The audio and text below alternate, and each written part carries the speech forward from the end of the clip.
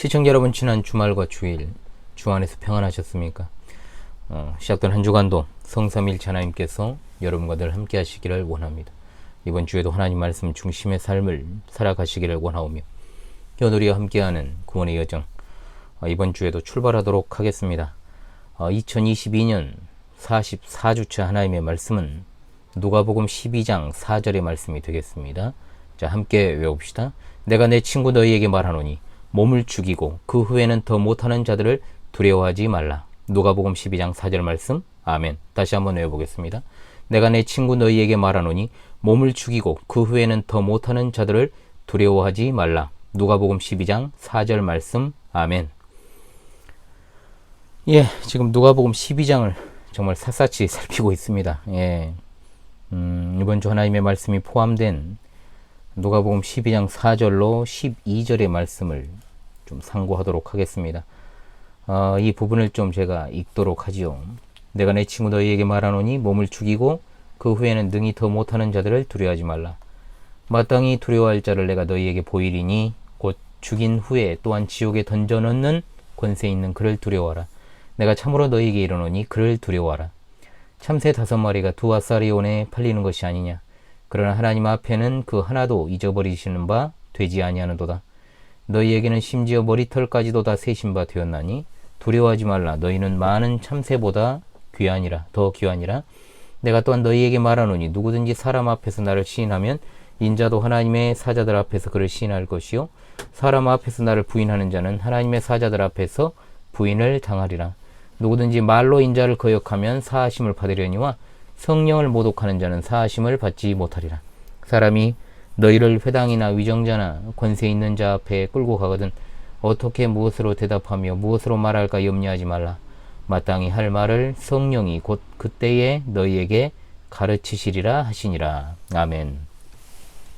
누가복음 9장 51절부터 19장 27절까지 예수님께서 갈릴리 사역을 마치시고 그리고 예루살렘에 입성하시기까지의 약 6개월 동안은 유대와 베레아 지역에서 사역하신 내용을 상고하는 중에 있습니다. 지난주 하나님의 말씀에서는 주님께서 제자들을 향해서 바리새인들의 외식, 즉 위선을 조심할 것을 경고하시는 내용과 더불어서 말세를 살아갈 때 환난을 이기는 성도의 신앙에 대한 권면의 말씀에 관한 12장 1절로 12절의 말씀을 이제 이번 주에 남은 부분을 좀 상고하도록 그렇게 하겠습니다.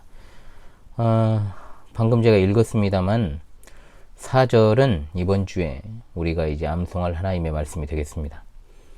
외식하는 바리새인들과 같은 자들이 현재 복음의 참된 진리를 말씀하고 계시는 예수님을 핍박하듯이 그의 제자들도 반드시 핍박하게 될 것이다.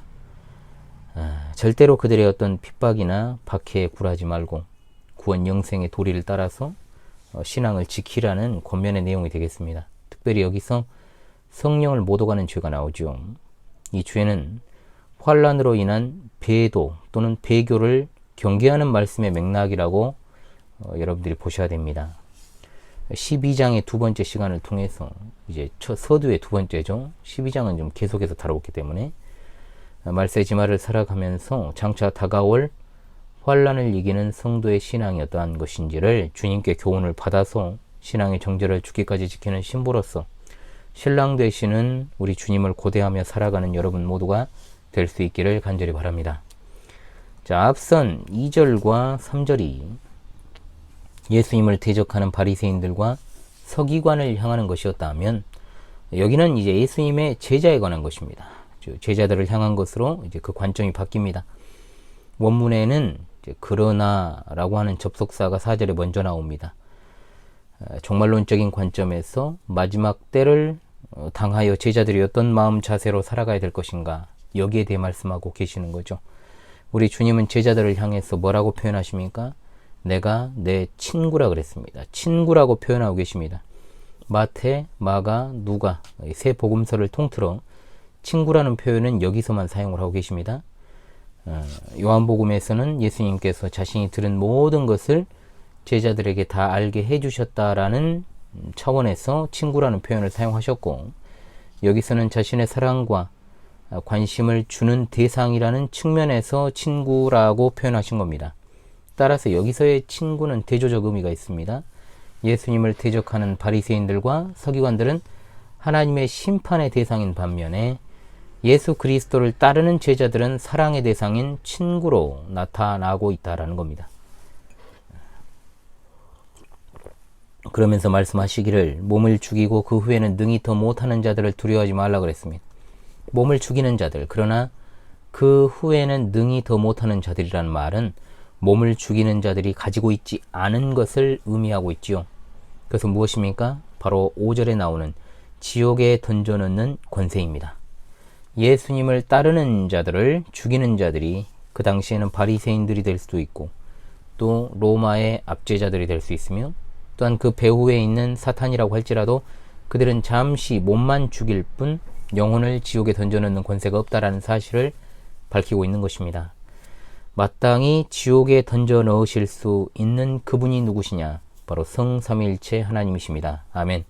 우리 교회 두 번째 기도 제목입니다. 마땅히 두려워해야 할 자를 두려워하는 신실한 신앙, 성삼위일체 하나님만을 두려워하는 신실한 신앙을 갖게 하여 주옵소서. 자, 이것이 바로 주님 다시 오시는 그날까지의 우리의 기도 제목이 되겠습니다. 영원한 형벌의 장소로 보낼 권세가 있는 분은 오직 하나님이십니다. 그런데 잘못된 주장을 하는 자들은 소위 지옥에 갔다 왔다라고 주장을 하면서 간증을 하죠. 지옥에서 귀신들이 사람들을 고문하고 괴롭힌다는 식으로 묘사를 하는데 마귀나 귀신들이 지옥에서 사람들을 이제 불신자들에게 소위 형벌을 가할 수도 없고 지옥을 주관할 수도 없습니다. 그저 때가 되면 마귀나 귀신들도 다 지옥 형벌을 받게 되는데 무슨 놈의 마귀나 귀신이 거기에서 간수 역할을 합니까? 형벌을 주는 자의 역할을 하냔 말이죠. 말도 안 되는 소리죠. 그거 자체가. 지옥을 만드셨고 주관하시는 분은 하나님이십니다. 그런데 무슨 수로 지옥 그 자체를 두려워하는 마귀나 귀신들이 그 안에서 사람들을 괴롭히고 고문을 하냐 이 말이에요. 이단이 멀리 있는 게 아닙니다, 여러분. 제후의 심판을 통해서 악인들과 그리고 그 악인들을 배후에서 조종한 사탄과 악한 영들이 다 영원한 지옥에서 형벌을 받게 됩니다. 그런데 그런 무서운 지옥 형벌을 주실 수 있는 분은 바로 하나님 뿐이시다라고 하는 것을 우리 주님께서 말씀하고 계시죠. 주께서 사랑하는 시청자 성도들이시오. 사탄이 아무리 강한 능력을 가지고 있다 할지라도 또한 사탄을 숭배하는 일루미나티 프리메이슨이 아무리 강력한 세상 권력과 또한 자금력을 가지고 있다고 할지라도 그들은 하나님께서 허락하신 범위 안에서만 자신의 능력을 행사할 수 있습니다. 우리나라를 비롯한 세계가 시시각각 사탄의 의도대로 흘러가고 있는 것처럼 보입니까? 절대 그렇지 않습니다. 그들은 마지막 때가 가까워 오기 때문에 계속해서 더욱더 발악의 강도를 높이는 것 뿐입니다. 따라서 우리의 기도 제목인 마땅히 두려워할 자이신 성삼위일체 하나님만을 두려워하는 신앙, 즉 하나님을 경외하는 신앙이 얼마나 중요한지를 우리가 이 시대에 새삼 깨달아야 할 줄로 압니다. 고통은 잠시입니다. 또한 사탄이 주는 고통은 몸에만 전달되는 것 뿐이지요. 기독교 역사상 얼마나 많은 성도들이 순교를 당했습니까? 그들이 참으로 비참하게 목숨을 잃었다고 할지라도 기쁘게 죽음을 맞이할 수 있었던 것은 그들의 영혼을 주관하시는 분이 오로지 성삼위일체 하나님이심을 알았고 믿었기 때문입니다. 사탄에게 영혼을 내주고 하나님을 대적하며 살아가는 자들이 일시적으로 이 세상에서는 평안해 보이고 잘 나가는 것처럼 보일지 몰라도 결국에 그들의 끝에는 영원한 지옥 형벌이 기다리고 있다는 것을 잊지 마시기 바랍니다. 시청자 성도들이요, 사람을 두려워하지 마시고 하나님만을 두려워하시기 바랍니다. 그러나 과연 우리가 환난과 핍박과 박해의 상황까지 내몰리지 않은 지금 현실에서도 과연 우리 신앙이 참으로 하나님을 두려워하고 있는 것을 우리가 물을 때 심히 안타까운 모습들이 많지요. 말은 하나님은 전능하신 하나님이시요 천지의 창조주이시며 구원의 하나님이요 또한 크고 높으시고 거룩하신 하나님이시다 이렇게 이야기는 하지만 현실은 다르다는 말입니다. 여러분 생각해 보십시오. 여러분의 회사 오너나 직장 상사가 같이 밥 먹자 회식하자 하면서 이렇게 약속을 정한다 해도 여러분이 지각을 하겠습니까? 그 자리에? 대학생이라면 전공 교수님이 몇 시까지 어디로 오라고 했는데 여러분이 시간을 지체할 수 있겠습니까? 나에게 불이익이 생길 것이라는 두려움 때문에 세상에서의 관계는 철두철미하게 지키죠. 그런데 하나님께 대해서는 그런 태도가 별로 없다는 겁니다. 굉장히 이중적인 모습들이 많다는 겁니다. 세상 관계는 철저하게 이해득실의 관계고 하나님과의 관계는 긍휼과 자비의 관계인 겁니까? 사랑이 많으신 하나님이 다 이해하십니까? 하면서 어떤 신앙생활 똑바로 안 하고 예배와 말씀과 기도에는 참 소홀히 하면서도 밖에서의 관계는 진짜 철두철미하게 지키는 모습을 보면 화가 납니다. 굉장히 분노가 막 솟구쳐요. 질투가 나죠. 그런 모습을 보면 어떻게 하나님보다 더 중요한 게 있을 수가 있을까? 그리고 왜 하나님께 대해서 하지 않는 것을 세상에 대해서는 저렇게 철두철미하게 하는 것일까? 과연 그리스도인이 맞나? 신자 맞나? 이런 생각도 들어요. 응? 눈에 보이지 않으신 하나님을 제대로 신뢰하지 않고 눈에 보이는 세상 사람들의 말을 더욱 신뢰한다는 것을 분명히 행동으로 보여주고 있다는 겁니다. 여러분의 모습에는 그런 것이 없습니까? 법보다 주먹이 가깝다는 말이 있죠. 하나님보다 친구가 더 가까운 꼴 아닙니까?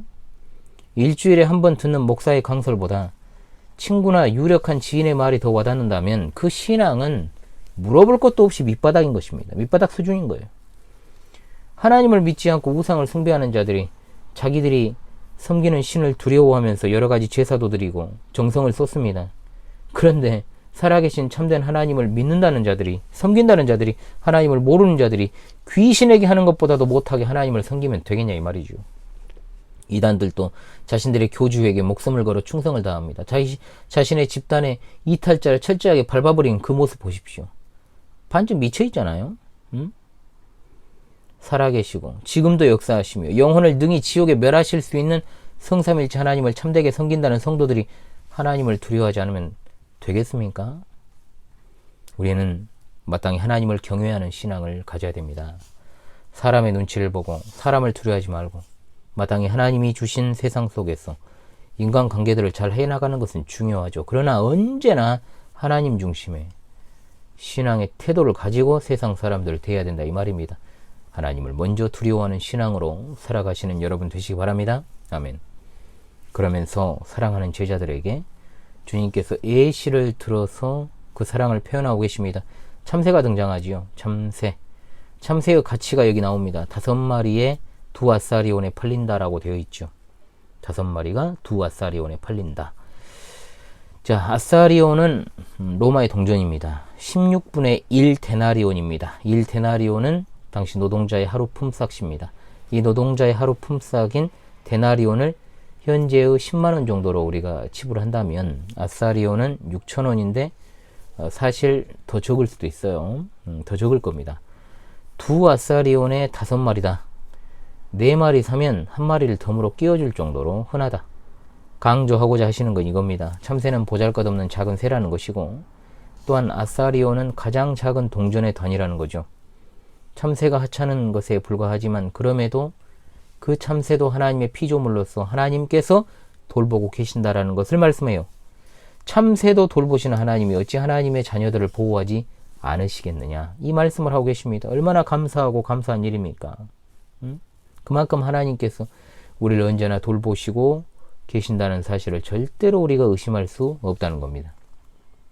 또한 머리털까지도 다 세신 바 되었나니 두려워하지 말라. 너희는 많은 참새보다 귀하니라.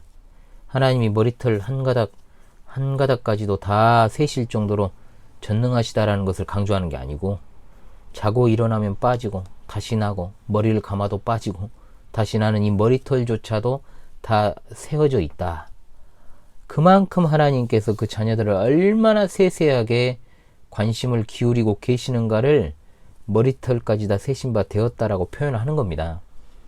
머리털의 숫자는 사람이 셀 수도 없을 뿐더러 또 관심도 없죠. 머리털의 숫자에 뭔 관심이 있겠습니까? 탈모인들에게나 관심이 있지. 특히 제 아내도 굉장히 머리숱이 많습니다. 많은데 여성분들 머리 감고 나서 말릴 때 머리카락 한 올 한 올 세면서 그 이름 불러가며 관심 갖습니까? 하나님은 이처럼 우리의 세세한 사정을 다 아시고 또한 우리에게 지대한 관심을 가지고 계신다는 것을 보여주시는 겁니다. 따라서 우리의 삶의 전 영역이 하나님의 절대적인 보호 아래 있다는 것을 여러분 잊지 마시기 바랍니다. 하찮아 보이는 참새 한 마리, 하찮아 보이는 머리털 한 가닥 이르기까지 세밀하게 그의 백성들을 돌보시는 우리 하나님 앞에서 핍박이 오고 환란이 닥쳐와도 성도들은 두려워할 필요가 없다는 겁니다. 미래에 대한 막연한 두려움이 있는 분들이 많은 줄로 압니다. 당장의 신앙을 걱정하십시오. 여러분, 당장의 내 자녀의 신앙교육을 제대로 하지 않는 것을 걱정하십시오. 닥치지도 않은 미래를 그렇게 걱정하고 계십니까? 지금 내 주위만 둘러봐도 산적한 문제들이 많잖아요. 신앙의 문제들. 그러므로 미래에 대한 막연한 두려움은 멀리 내보내십시오. 그리고 실제적으로 지금의 삶이 진짜 힘든 분들이 많을 줄로 압니다. 하나님의 살아계심과 또한 그분의 절대적인 주권을 믿는 성도라면 막연한 두려움이라는 것은 있을 수가 없고, 또한 대충대충 살아가려고 하는 삶의 태도도 분명 없을 것입니다. 참 세상의 사건 사고가 끊어지지 않습니다. 나날이 정말 기독교에 좋은 소식이 없는 그런 어떤 환경이 펼쳐진다고 할지라도 우리는 주의 은혜의 날개 아래 있습니다. 염려하지 마시기 바랍니다. 우리는 하나님의 것입니다. 하나님의 소유입니다. 그분의 자식들입니다. 여호와는 너를 지키는 자시라. 여호와께서 내 우편에서 그늘이 되시나니 낮의 해가 너를 상치 아니하며 밤의 달도 너를 해치 아니하리로다. 여호와께서 너를 지켜 모든 환난을 면케 하시며 또 내 영혼을 지키시리라. 아멘. 담대하게 살아가는 여러분 되시기를 간절히 바랍니다. 8절로 9절의 말씀에서 주님께서 누구든지 사람 앞에서 주님을 시인하면 주님께서도 하나님의 사자들 앞에서 그 사람을 시인할 것이요, 반대로 사람 앞에서 부인하는 자는 주님께서도 하나님의 사자들 앞에서 그 사람을 부인할 것이라고 분명히 말씀합니다. 기본적으로 이 말씀은 핍박과 박해를 당하는 성도들의 이 상황에 따른 맥락에서 주어진 말씀입니다. 예수님을 사람 앞에서 부인한다라는 것은 기독교인이 믿음을 저버리는 배도를 가리키는 겁니다. 9절은 예수님께서 최후 심판 때 배도한 자를 모른다고 하실 것이라는 뜻이죠. 그러면서 10절에 성령을 모독하지 말라고 교훈하시며 말로 예수를 거역하는 것은 용서받을 수 있다. 이 말씀이 마치 앞부분과 상충되는 것처럼 보이지만 이것은 말 그대로 예수 그리스도를 영접하기 전에 있는 사람이 예수님을 모르고 부정하는 것을 가리키기도 하고, 또 베드로 사도처럼 일시적으로 믿음이 연약해져 예수님을 부인하는, 모른다고 하는 경우를 가리키기도 합니다. 기본적으로 이런 죄는 회개가 뒤따르면 용서받을 수 있죠. 바울 사도가 회심하기 전 성도들을 박해하는 자 아니었습니까? 그런데 회심한 후에, 즉 회개한 후에는 예수 그리스도를 널리 전하는 사도가 된 것과 같이 이는 분명 용서받을 수 있는 죄라고 말할 수 있지요. 성령을 모독하는 것, 즉 성령 회방죄는 자주 다뤘습니다마는 성령의 사역을 의도적으로 회방하고 저항하며 거기에는 어떠한 회개와 믿음이 뒤따르지 않기 때문에 구원의 가능성은 전혀 없습니다. 배도라고 하는 것은 돌아올 수 없는 강을 건너는 것과 같습니다. 우리 이 시대에 이 말씀을 어떻게 적용할까요? 실제로 우리가 우리 신앙으로 인해서 박해를 받고 지금 어떤 재판정에 서고 여러 가지로 환난을 당하는 상황을 가정해서 이 말씀을 적용할 수 있겠지만, 보다 현실적으로 이 말씀은 우리의 에베떼의 신앙 고백과 삶의 불일치에 관해서 다시금 생각해야 되는 말씀으로 이제 받아야 된다는 것입니다. 교회에 와서 예배할 때는 신앙 열심히 고백합니다. 그것이 주를 시인하는 자의 자세가 아니겠습니까? 그런데 밖에서는 그리스도인이라는 것을 떳떳하게 드러내지를 못합니다. 이건 두 가지 이유가 있습니다. 덕이 안 되는 자신의 평소의 언어와 행실 때문에, 또는 기독교인이라는 것을, 그리스도인이라는 것을 밝힐 때 찾아올 수 있는 불이익 때문에 굳이 내가 그리스도인이라는 것을 밝힐 필요가 없다라고 생각하며 매우 소극적이고 참으로 덕이 안 되게 예배와 삶의 불일치적 생활을 하고 있다는 겁니다. 누군가의 말을 빌려서 이를 갖다가 두더지 신앙이라고 합니다. 두더지 신앙. 여러분 두더지를 보신 적 있습니까? 저는 두더지를 자주 봤죠. 어릴 때. 두더지는 햇빛에 이제 노출되면 안 됩니다. 햇빛을 보지 못하죠. 햇빛에 장시간 노출되면 죽어요. 즉 빛을 싫어하는 것이 두더지고, 그럼 언제 활동하느냐? 언제나 동트기 전 새벽에 땅을 파면서 돌아다니며 먹을 것을 찾는 게 두더지입니다. 굉장히 은밀하게 활동을 하죠. 은밀하게. 우리가 장차 기독교임을 실제로 숨겨야 되는 정말 어려운 때가 찾아올 수 있습니다. 우리가 장차 그런 시대를 맞이한다는 겁니다. 그러나 그런 상황을 이제 우리가 앞두고 있습니다만, 그런 것들을 차치하고서라도 주일에 예배당에 나와서만 그리스도인인 것은 아무런 의미가 없습니다. 다 같이 주를 고백하는 예배당에서만 시인하는 것이 아니라 어떤 사람 앞에서도 당당하게 예수 그리스도를 향한 우리의 신앙을 고백할 수 있어야 된다. 사람들 앞에 사도신경 외우란 말이 아니에요. 웨스트민스터 신앙 고백서나 대소요리 문답을 암송하라는 게 아닙니다. 무엇을 하든지 간에 예수 그리스도를 믿는 자라는 사실이 떳떳할 수 있어야 예수 믿는 자답게 살아갈 수 있다는 뜻입니다. 그리하면 우리는 세상의 빛으로, 그리고 소금으로 어떤 상황에서도 당당하게 예수 그리스도를 주로 시인하게 될 것이고, 또한 주님께서는 마지막 때 천사들 앞에서 성도를 자랑스럽게 시인하시게 될 것입니다. 아멘.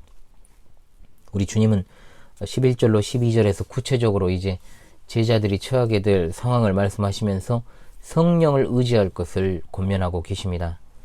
회당은 유대인들의 핍박이고, 위정자나 권세 있는 자는 이제 로마의 압제자들에 의한 박해라고 볼 수 있겠죠. 즉 그들에 의해서 재판이나 신문을 받는 과정을 가리킵니다. 우리 구주 예수 그리스도의 제자들이 이런 상황에 처했고, 또한 우리 신앙의 선배들이 자주 이런 상황에 처했던 것을 우리가 성경과 교회 역사를 통해 알고 있습니다. 세상의 힘과 세상의 권력자들 앞에서 자기 의견과 소신을 조리 있게 피력한다는 것은 쉬운 일이 아닙니다. 그런데 오히려 예수님께서는 미리 할 말을 생각해 두지 말라고 굉장히 역설적인 표현을 쓰고 계시죠. 왜 그러셨을까? 우리 주님은 염려라는 단어를 사용하셨습니다. 그것은 그 상황에 대한 두려운 생각이 먼저 앞서기 때문에 그렇습니다. 오히려 그런 염려가 상황을 더 복잡하고 어렵게 만들 수 있다는 거죠. 또 한 가지는 인간의 지혜는 분명 한계가 있습니다. 대개 세상의 권세자들은 지혜에 있어서는 당연히 평범한 그리스도인들을 능가하지요. 따라서 그들의 지혜 앞에 자신의 지혜로 대처하다가는 낭패를 보기 십상입니다. 그러므로 성도가 의지해야 될 것은 바로 성령님이십니다. 아멘. 성령님을 의지할 때 마음에 담대함이 생깁니다. 성령님은 또한 지혜의 영이시기 때문에 가장 그 상황에 맞는 말을 주실 것입니다. 환난의 시기, 핍박의 시기, 권세자들이 재판정에서 압박을 할 때 자신의 신앙을 조리 있게 그리고 분명하게 밝힐 수 있는 것은 오직 성령님을 의지할 때 뿐입니다. 또한 무엇을 말해야 하는지도 예수님이 앞에서 말씀하셨습니다. 그들 앞에서 반드시 해야 할 말이 있는데 그것은 예수 그리스도를 부인하지 않고 모든 사람 앞에서 시인하며 오히려 예수 그리스도께서 진정한 주님이심을 담대히 전하는 것입니다. 실제로 베드로 사도가 유대인들에게 끌려가 그들의 법정 앞에 섰을 때 예수님을 말로 부인했던 그런 모습은 온데간데 없고, 당당하게 성령으로 충만하여서 백성의 관리들과 장로들에게 다른 이로서는 구원을 받을 수 없나니 천하 사람 중에 구원을 받을 만한 다른 이름을 우리에게 주신 일이 없다라고 예수 그리스도를 담대하게 고백하지 않았습니까? 스데반도 성령이 충만하여 담대하게 박해자들 앞에서 말씀을 전하였고, 바울 사도는 헤롯 아그리빠 왕과 총독 베스도 앞에서 담대하게 예수 그리스도를 증거하였습니다. 일제의 탄압 앞에서도 우리 신앙의 선배 주기철 목사님이나 손양훈 목사님 같은 분들은 조금도 흔들리지 않았고, 오히려 주님을 절대로 내가 배반할 수 없고 그분만이 만왕의 왕이요 만주의 주이심을 당당하게 외쳤습니다.